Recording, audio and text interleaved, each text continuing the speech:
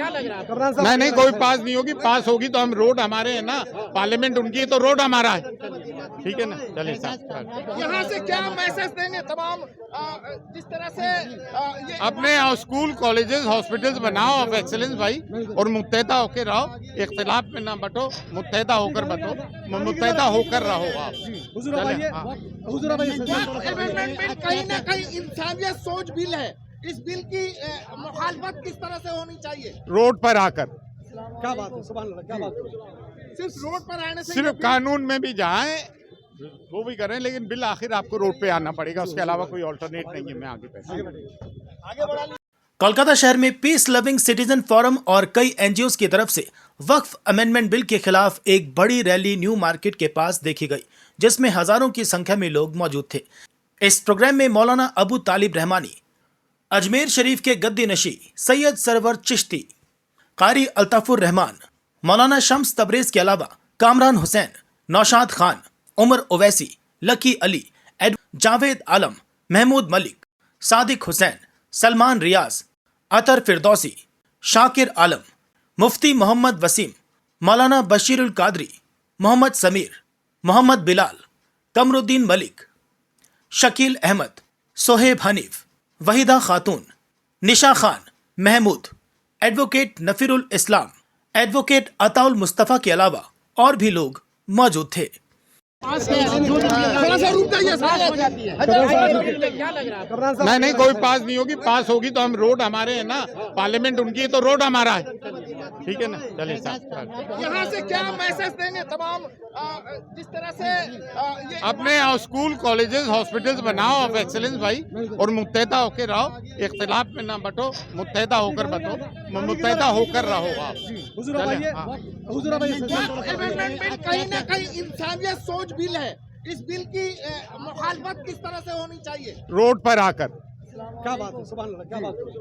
सिर्फ रोड पर आने से सिर्फ कानून में भी जाएं वो भी करें, लेकिन बिल आखिर आपको रोड पे आना पड़ेगा, उसके अलावा कोई ऑल्टरनेट नहीं है। मैं आगे बढ़ा। देखिए, आपने सही कहा है कि हमने ठंड भी गुजारा और बारिश में भीगे भी, ताकि हमारी कौम जो गफलत की चादर ओढ़े सोई हुई थी, तो हम लोग बहुत उन लोगों को आमादा किया इस तरफ कि आप आएँ। ये आपकी लड़ाई है, आपके आबाओ अजदाद ने वक़्फ़ किया था ये मिल्कियत, ताकि फलाह बहबूद के काम हो सके, तालीम पे काम हो सके।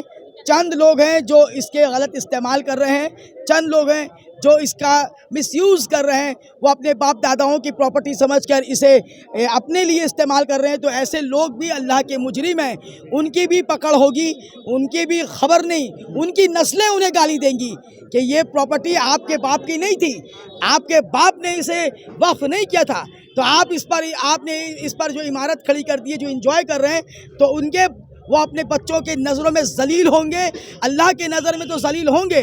लेकिन ये चंद मुट्ठी भर लोग जो घोटालेबाज हैं, इनके वजह से हम पूरी कौम को, पूरे उम्मत मुस्लिमा को मुल्जिम उनको सज़ा नहीं दे सकते। ये चंद लोगों की वजह से हम तमाम लोगों के लिए मस्जिद गिरेगी तो तमाम लोगों के लिए प्रॉब्लम की बात होगी। मस्जिद, मदरसे, कब्रस्तान, खानकाहें, दरगाहें, आज तमाम चीज़ें ख़तरे के निशान पर है। अगर अल्लाह ना करे, मेरे मुंह में खाक, कि अगर अल्लाह ना करे कि ऐसा ये अमेंडमेंट बिल पास हुआ तो बहुत मुश्किल का सामना करना पड़ेगा, बहुत मुसीबतें हमें झेलनी पड़ेंगी, क्योंकि आज ऐसी बातें हमारे बड़े बड़े जजेस कह रहे हैं कि जो अक्सरियत में हैं उनकी बातें सुनी जाएंगी। तो ये जब वक्त अमेंडमेंट बिल पास होगा तो हमारे लोग नहीं, उनके लोग, कलेक्टर उनके आएंगे, और आने के बाद में फ़ैसला हमारे हक़ में नहीं, उनके हक़ में होगा। इसीलिए ज़रूरत इस बात की है कि तमाम उम्मत मुस्लिमा, तमाम मसलक और तमाम सियासी जमातों को बालाए ताक रख कर एक आवाज़ होकर कलमा की बुनियाद पर अपनी आवाज़ बुलंद करें। देखिए, वक्फ अमेंडमेंट बिल 2024 ही हमारा मुद्दा है, क्योंकि ये कोई मामूली बात नहीं है कि हमारी चीज़ और फ़ैसला कोई और करे। हमने कभी नहीं ये कहा कि जो हमारे गैर मुस्लिमीन भाई हैं उनके मंदिर या उनके गिरजा या उनके गुरुद्वारा पे हमें भी दाखिल कर दो, हमें भी उस कमेटी में शामिल कर लो, हम भी वहाँ पर उनके फलाह बहबूद के काम को अच्छे से देख सकते हैं। वहाँ भी कोई ना कोई घोटाला हमें नज़र आ रहा है। हमने कभी नहीं कहा, हमें कोई सरोकारी नहीं है उससे, हमें कोई मतलब नहीं है। वो उनकी चीज़ें हैं, उनके धर्म की चीज़ें वो बेहतर समझ सकते हैं। उसी तरह हमारी जो वक्फ इमलाक है, इसे किस तरह से बचाया जाए, किस तरह से इसे प्रमोट किया जाए, किस तरह से इसे फलाह बहबूद के लिए इस्तेमाल में लाया जाए, ये हम बेहतर समझेंगे। ये हमारा शरई मामला है, लेकिन आज ये ज़बरदस्ती हम पर ये मुसल्लत किया जा रहा है, हम पर लादा जा रहा है, जो हम लोग जिसे काबिल कबूल हम लोग नहीं करेंगे। और उस वक्त तक हम लोग एहतजाज जारी रखेंगे जब तक कि ये बिल वापस ना ले लिया। फानूस बनकर जिसकी हिफाजत हवा करे, वो शम्मा क्या बुझे जिसे रोशन खुदा करे। एक नज़म कह सकता हूँ, वक्त से लड़कर जो नसीब बदल दे, इंसान वही जो अपनी तकदीर बदल दे। कल क्या होगा कभी मत सोचो, क्या पता कल वक्त खुद अपनी तस्वीर बदल ले। ये जिंदगी हसीन है, उससे प्यार करो, अभी है रात तो सुबह का इंतजार करो। वो पल भी आएगा जिसकी ख्वाहिश है आपको, रब पर रखो भरोसा, वक्त पर एतबार करो। हवाओं के भरोसे मत उड़ो, चट्टानें तूफानों का भी रुख मोड़ देती है, अपने पंख पर भरोसा रख। हवाओं के भरोसे तो पतंगे उड़ा करती है, काम ऐसा करो कि एक पहचान बन जाए, हर कदम ऐसा चलो कि निशान बन जाए। यहाँ जिंदगी तो हर कोई काट लेता है, जिंदगी जियो इस कदर के मिसाल बन जाए। अल्हम्दुलिल्लाह, जिस तरह का सोच था, अबव एक्सपेक्टेशन जो हम लोग बोल सकते हैं, अबव एक्सपेक्टेशन कोलकाता का आवाम, मुसलमान आवाम जो आज जागे हैं, उसका सबूत है ये भीड़। ये माशाल्लाह मास रैली, जो मेगा रैली बोल सकते हैं, ये भीड़ साबित कर दिया कि कोलकाता का आवाम भी अब जाग चुके हैं।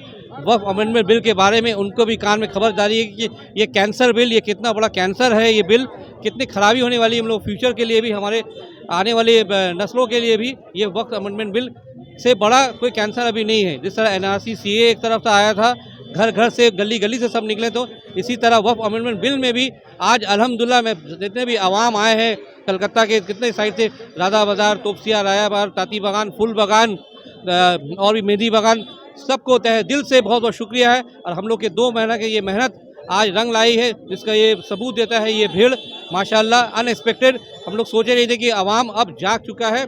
कलकत्ता का आवाम इसी तरह आने वाले दिन में भी हम लोग का ये साथ देते रहेंगे। अब ये वक्त अमेंडमेंट बिल को इंशाअल्लाह पास होने नहीं देंगे। अगर ये पास नौजुबिल्ला पास होती भी है, तो हम लोग जिस तरह सिख लोग जैसे रास्ते में उठे थे, हम लोग भी हो के हम लोग जो है इंशाअल्लाह रास्ते में उतर के इसी तरह मेहनत करते रहेंगे और वक्त अमेंडमेंट बिल को पास होने नहीं देंगे। जाता है। देखिए, कमरान भाई बोल चुके, बाकी सभी लोग सभी ने अपनी राय रखी। मैं मोदी सरकार से ये अपील करती हूँ, गुजारिश करती हूँ कि ये बिल पास होना नहीं चाहिए। ये हम लोगों का डिमांड है और हम लोग का डिमांड को भी एक्सेप्ट करना चाहिए। पार्लियामेंट में हमारी बात को भी रखना चाहिए। सिर्फ हर तबके के लोगों का कुछ ना कुछ कम्युनिटी है, कुछ सबका बात रखा जाता है, सबको कुछ ना कुछ हक दिया गया, हुकूक दिया गया। तो इस तरह मुसलमानों को भी हकूक़ को वापस करना चाहिए और वक़्फ़ अमेंडमेंट जो बिल 2024 है उसको खारिज किया जाए, ये मेरी गुजारिश है।